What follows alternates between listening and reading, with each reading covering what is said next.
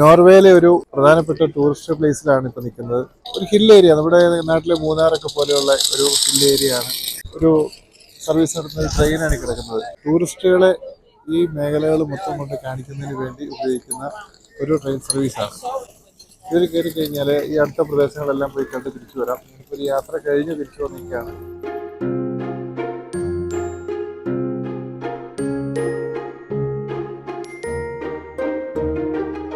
നോർവേയുടെ തലസ്ഥാനമായ ഓസ്ലോയിൽ നിന്നും യാത്ര ചെയ്താണ് വിനോദസഞ്ചാര കേന്ദ്രമായ ഫ്ലാം എന്നറിയപ്പെടുന്ന ഈ സ്ഥലത്ത് എത്തിച്ചേർന്നിരിക്കുന്നത്. കുറച്ച് നാൾ മുമ്പ് ഞാൻ ജർമ്മനിയിൽ നിന്നും യാത്ര ചെയ്ത് ഡെൻമാർക്ക്, ഫിൻലാൻഡ് വഴിയൊക്കെ ഞാനിവിടെ ഒരു പ്രാവശ്യം എത്തിച്ചേർന്നിട്ടുണ്ട്. പക്ഷേ അന്ന് ഇവിടെ വന്നിട്ട് ഇവിടുന്ന് ഒരു ലോക്കൽ ടൂറ് പോവുക മാത്രമാണ് ചെയ്തത്. ഇവിടുത്തെ ഒരു പട്ടണത്തിലേക്കുള്ള യാത്ര ചെയ്ത് തിരിച്ചു പോരേണ്ട ഒരു അവസരം ഉണ്ടായി. ഈ കാണുന്ന ട്രെയിൻ വിനോദസഞ്ചാരത്തിന് വേണ്ടി മാത്രം ഉപയോഗിക്കുന്നതാണ്.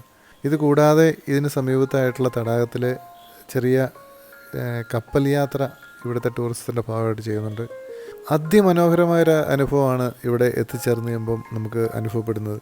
കാരണം വളരെ മനോഹരമായിട്ടുള്ള തടാകവും വലിയ മഞ്ഞുമലകളും താഴ്വരകളും വെള്ളച്ചാട്ടങ്ങളും ഇതെല്ലാം ഈ യാത്രയിൽ ഭയങ്കരമായിട്ടുള്ള ഭംഗി തരുന്നുണ്ട്. നമ്മുടെ നാട്ടിലെ ഉൾവനങ്ങളിലും ഉൾപ്രദേശങ്ങളിലൊക്കെ ഉള്ള പോലത്തെ നല്ല അരുവികളും വെള്ളച്ചാട്ടങ്ങളൊക്കെ കാണാൻ പറ്റും ഈ യാത്രയിൽ.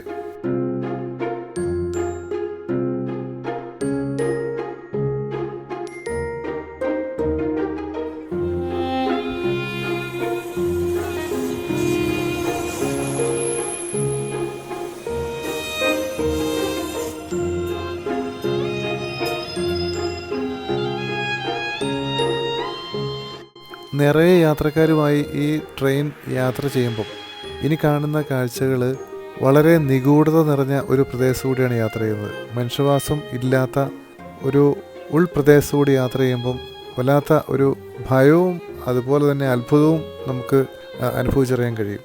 പണ്ട് കാലത്ത് നോർവേയിലെ ജനങ്ങളുടെ ഇടയിൽ പ്രചരിച്ചിരുന്ന പലതരം കെട്ടുകഥകളും നാടോടി കഥകളും ഈ യാത്രയിൽ ഉൾപ്രദേശങ്ങളിലുള്ള വെള്ളച്ചാട്ടങ്ങൾക്ക് സമീപം അവർ ആവിഷ്കരിച്ചിട്ടുണ്ട്.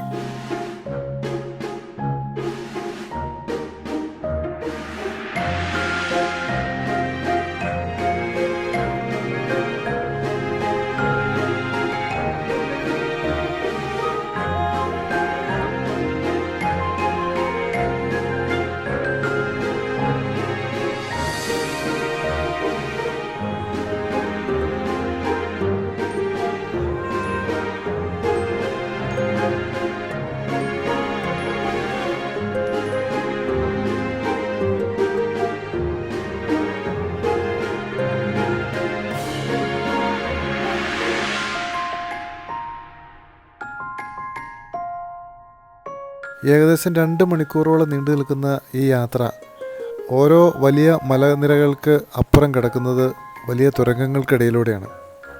ഇതിനിടയിൽ പ്രധാനപ്പെട്ട പല സ്ഥലങ്ങളും ഈ തീവണ്ടി നിർത്തി നമ്മളെ യാത്രക്കാരെ പുറത്തിറക്കി കാഴ്ചകൾ കാണിക്കാനുള്ള അവസരം അവരൊരുക്കുന്നുണ്ട്.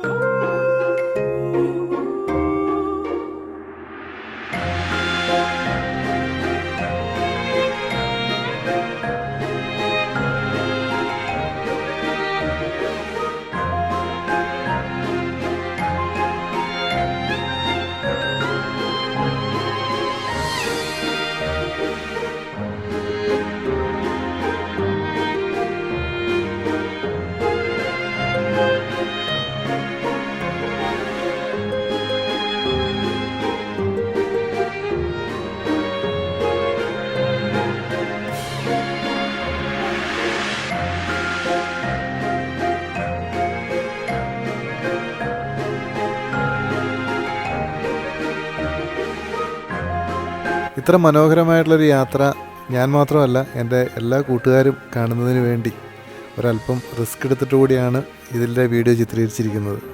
ഈ യാത്രയിൽ എനിക്ക് ലഭിച്ച കുറച്ച് നല്ല സൗഹൃദങ്ങളെക്കുറിച്ച് കൂടി ഇതിനകത്ത് പറയാതിരിക്കാൻ കഴിയില്ല.